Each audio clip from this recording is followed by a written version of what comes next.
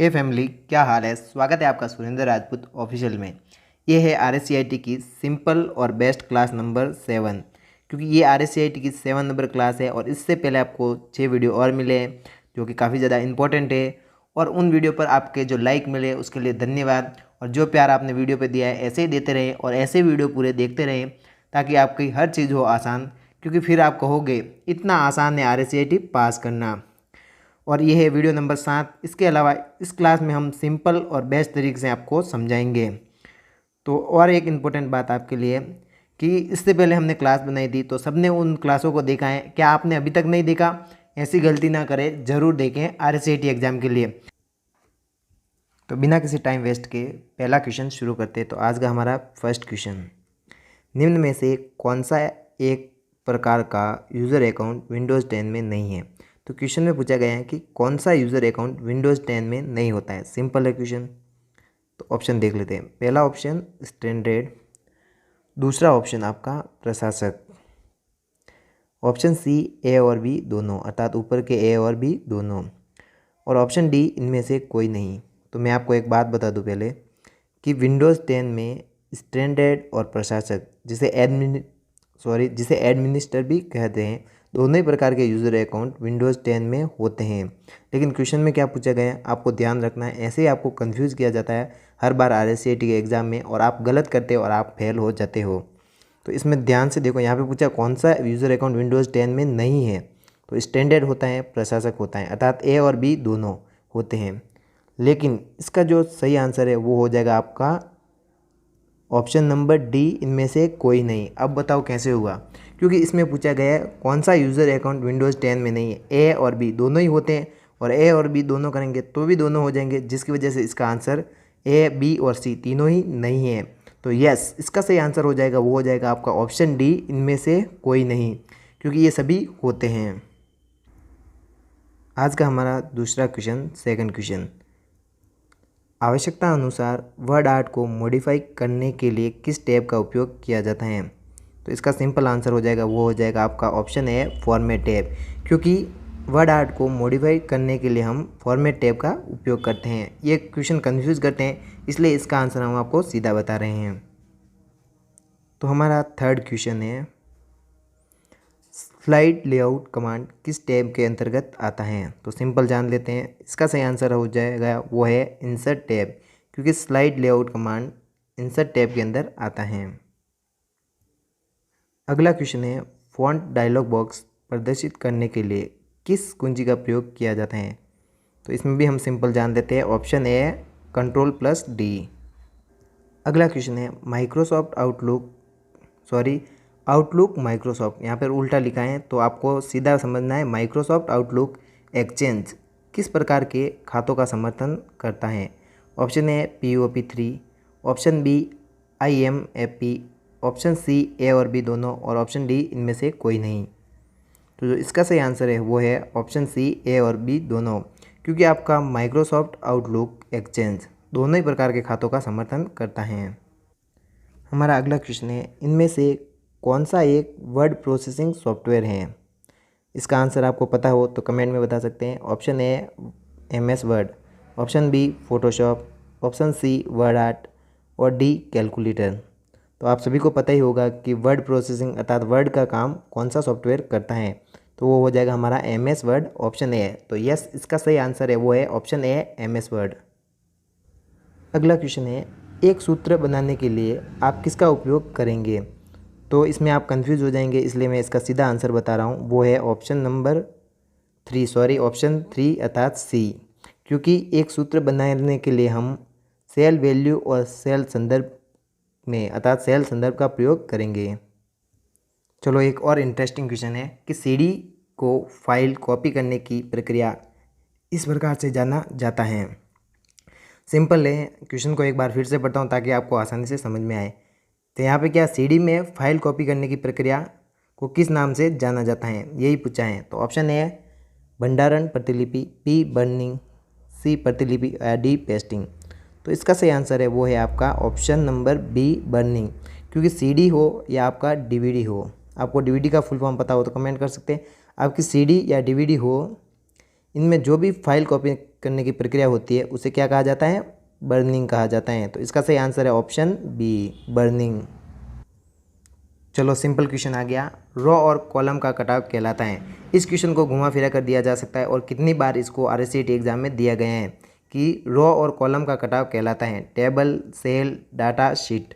तो आपके पास टाइम है, आप नीचे कमेंट में इसका आंसर दे सकते हैं, वो भी 5 सेकंड में। तो 1 2 3 4 5, जिसने कमेंट में आंसर दिया उसको कॉन्ग्रेचुलेशन, उसका आंसर सही होना चाहिए क्योंकि आप हमारे यहाँ से तैयारी कर रहे हैं तो आपको इतना पता होगा, पिछले वीडियो से आपने पढ़ा होगा।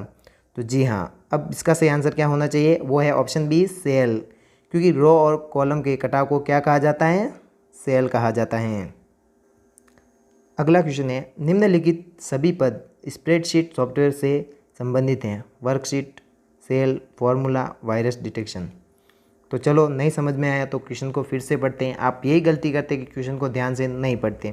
तो क्वेश्चन में पूछा गया है, निम्नलिखित सभी पद स्प्रेडशीट सॉफ्टवेयर से संबंधित हैं सिवाय इनमें से ऐसा कौन सा है जो स्प्रेडशीट से संबंधित नहीं है?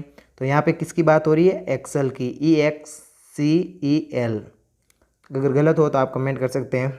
इसमें किसकी बात हो रही है? एक्सेल की। तो इनमें से क्या एक्सेल से संबंधित हैं? वर्कशीट एक्सेल में होता है, सेल होता है और फॉर्मूला भी होता है, लेकिन आपका वायरस डिटेक्शन एक्सेल में नहीं होता। और क्वेश्चन में पूछा गया है कि स्प्रेडशीट सॉफ्टवेयर में क्या नहीं होता, के सिवाय से संबंधित क्या नहीं है? तो वायरस डिटेक्शन नहीं है, जिसके कारण इसका आंसर डी हो जाएगा, वायरस डिटेक्शन, क्योंकि ये तीनों ही चीज़ आपके स्प्रेडशीट सॉफ्टवेयर अर्थात एक्सेल में होती हैं। अगला क्वेश्चन है, MS पावरपॉइंट 2010 में निम्न में से कौन सा स्लाइड में डिफ़ॉल्ट पेज सेटअप ओरिएंटेशन होता है? तो इसका सिंपल आंसर है, वो है आपका ऑप्शन बी, लैंडस्केप, क्योंकि MS पावरपॉइंट 2010 में डिफ़ॉल्ट जो कि आप स्लाइड स्टार्ट करते हैं या फिर पावर पॉइंट स्टार्ट करते हैं तब डिफ़ॉल्ट कौन सा ओरिएंटेशन होता है? तो वो लैंडस्केप होता है। अगला क्वेश्चन है, माइक्रोसॉफ्ट एक्सेल में किस तरह के चार्ट बनाए जा सकते हैं?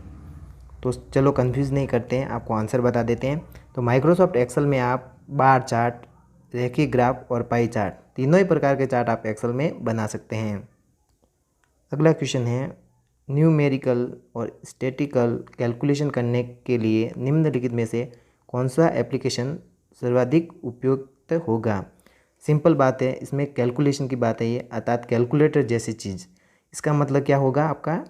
इसका सही आंसर हो जाएगा, वो हो जाएगा ऑप्शन डी, स्प्रेडशीट, जिससे कि आप एक्सेल सॉफ्टवेयर होता है स्प्रेडशीट के अंदर आता है।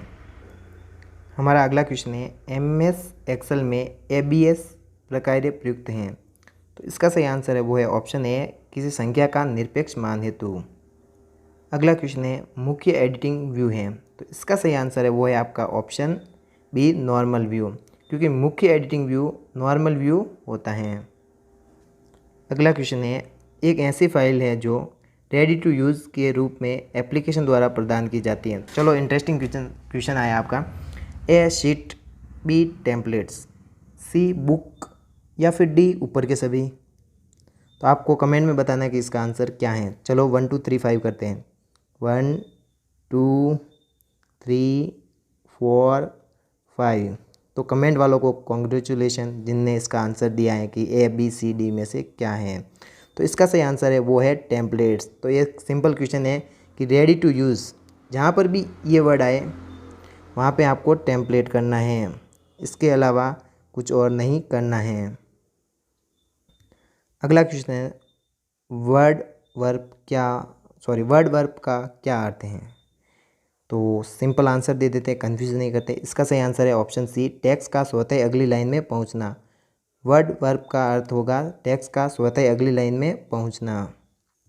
अगला क्वेश्चन है, पावर पॉइंट प्रस्तुतिकरण को अतिशीघ्र बनाने हेतु प्रयोग में लिया जाता है। अर्थात आप जब भी कोई पावर पॉइंट वाली चीज़ें बनाएंगे तो उसको जल्दी से बनाने के लिए हम क्या करेंगे? तो इसके लिए हम उपयोग करेंगे option B, auto content wizard, क्योंकि पावर पॉइंट को फास्ट बनाने के लिए अर्थात जल्दी बनाने के लिए हम ऑटो कंटेंट विजार्ड का प्रयोग करते हैं।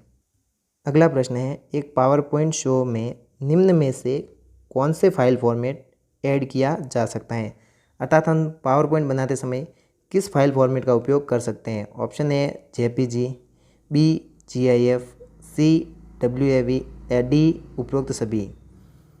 तो इसमें हम एक पावर पॉइंट शो में किस फाइल फॉर्मेट का प्रयोग करेंगे? तो ए हम जेपीजी का उपयोग कर सकते हैं, जीआईएफ का भी कर सकते हैं और सी डब्ल्यूएवी का भी कर सकते हैं और ऑप्शन डी उपरोक्त सभी अर्थात इन सभी का भी कर सकते हैं।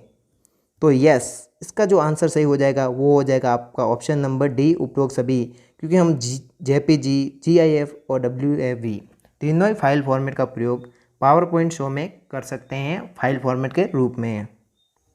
अगला क्वेश्चन है, कौन सी की दबाने पर स्लाइड शो समाप्त हो जाता है? तो इसका आंसर है, कंफ्यूज नहीं होना है, वो है एक्सेप्ट की या ESC की। अगला क्वेश्चन है, किसी मौजूदा पावर पॉइंट प्रस्तुतिकरण को खोजने के लिए संक्षिप्त कुंजी प्रयोग में लाई जाती है। क्वेश्चन को ध्यान से पढ़ो। किसी मौजूदा पावर पॉइंट प्रस्तुतिकरण को अर्थात जो पहले से ही हमने पावर पॉइंट में बनाई है स्लाइड, उनको खोजने के लिए या प्रस्तुतिकरण बनाया उसको खोजने के लिए कौन सी संक्षिप्त कुंजी अर्थात शॉर्टकट की, यहाँ पे शॉर्टकट की बात हो रही है, इस बात का ध्यान रखें। तो कौन सी शॉर्टकट कुंजी उपयोग में लाई जाती है? तो इसका सही आंसर है वो है आपका ऑप्शन ए Ctrl+O। क्या होगा? Ctrl+O। अगला क्वेश्चन है, खाली स्थान उपयोग के लिए तैयार पिक्चर प्रदान करता है अर्थात इनमें से ऐसा कौन सी चीज़ है जो उपयोग के लिए पहले से ही पिक्चर प्रदान करता है, जो कि पहले से ही तैयार हैं? A word art, B clip art, C smart art और डी ऑटोशेप। तो इसका सही आंसर है वो है आपका option number B clip art, क्योंकि क्लिप आर्ट में हमें पहले से तैयार एक पिक्चर मिलती हैं। तो इसका सही आंसर हो जाएगा ऑप्शन बी क्लिप आर्ट। चलो कुछ अलग क्वेश्चन आए हैं कि खाली स्थान वर्तमान डॉक्यूमेंट के एक स्थान से अन्य डॉक्यूमेंट या वेबसाइट के बीच होने वाला संपर्क। ए हाई लिंक, बी इपोलिक, सी लीकेज या डी हाइपरलिंक। अब एक इंटरेस्टिंग बात है कि कभी कभी एग्ज़ाम में ऐसा भी होता है, तो ये चीज़ें आपको पहले से ही पता होनी चाहिए। क्वेश्चन को पढ़ते हैं और फिर बताते हैं ऐसी क्या चीज़ें। वर्तमान डॉक्यूमेंट के एक स्थान से अन्य डॉक्यूमेंट या वेबसाइट के बीच का होने वाला संपर्क अर्थात किसी भी डॉक्यूमेंट में हम किसी और वेबसाइट को जोड़ना चाहते हैं या उसकी लिंक देना चाहते हैं। क्या होगा? वेबसाइट से जोड़ना मतलब उसकी लिंक देना। तो इसके लिए हम किसका प्रयोग करेंगे? तो यहाँ पर दो वर्ड में लिंक का है, तो इनमें से होगा, ये दोनों तो नहीं होंगे। अब बचे हैं आपके ऑप्शन ए और बी। तो इसका सही आंसर है वो है आपका ऑप्शन डी हाइपरलिंक, क्योंकि इसके लिए हम हाइपरलिंक का उपयोग करते हैं। अगला क्वेश्चन है, MS एक्सेल 2010 में बाय डिफ़ॉल्ट कितनी शीट होती हैं? तो ये सिंपल आंसर है, आप सभी को पता होगा। जब भी आप एक्सेल स्टार्ट करते हैं तो उसमें बाय डिफ़ॉल्ट 3 शीट होती हैं। तो ये आसान है, इसमें कोई बड़ी बात नहीं है। अगला क्वेश्चन है, डाटा ट्रांसफ़र कर सकते हैं अर्थात हम डाटा ट्रांसफ़र किस में कर सकते हैं? ए pen drive, B USB, C A और बी दोनों या डी इनमें से कोई नहीं।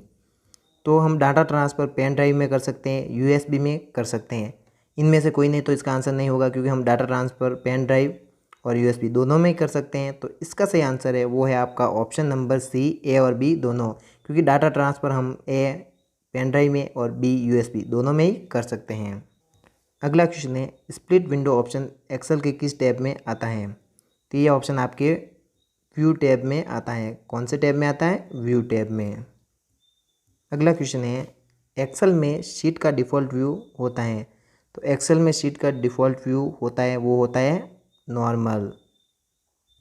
अगला क्वेश्चन है, MS एक्सेल 2010 में किसी भी वर्कशीट का नाम मैक्सिमम कितने कैरेक्टर में हो सकता है? आपको बताना है कि वर्कशीट का मैक्सिमम नाम कितने कैरेक्टर में हो सकता है। तो इसका सही आंसर है वो है आपका ऑप्शन डी 31। तो कितने अक्षरों में होगा? 31 अर्थात किस में होगा? अ की साइज में। बीच वाला हटा देना है, प्लस कर देना है, तो क्या हो जाएगा आपका अर्थात 31 किस में होगा? 31। अगला क्वेश्चन है, स्प्रेडशीट में डाटा कैसे ऑर्गेनाइज होता है? तो इसका सही आंसर आपको पता ही होगा, रो एंड कॉलम, क्योंकि स्प्रेडशीट में जो भी हम डाटा इंटर करते हैं वो रो और कॉलम की फॉर्म में होता है। तो इसका सही आंसर हो जाएगा आपका ऑप्शन डी राइट आंसर, कुछ वो जो है रो एंड कॉलम। तो आज के इस वीडियो में बस इतना ही। वीडियो पसंद आया तो प्लीज़ लाइक कर दें और कमेंट करके बताएं कि वीडियो में क्या कमी रही, जो हम अगले वीडियो में आपकी पूरी करेंगे और भी बेस्ट तैयारी करवाएंगे। तो थैंक यू सो मच, आपने RSCIT के नंबर 1 चैनल पर तैयार की। जल्दी मिलते हैं किसी नई वीडियो में। बाकी जय हिंद, बाय।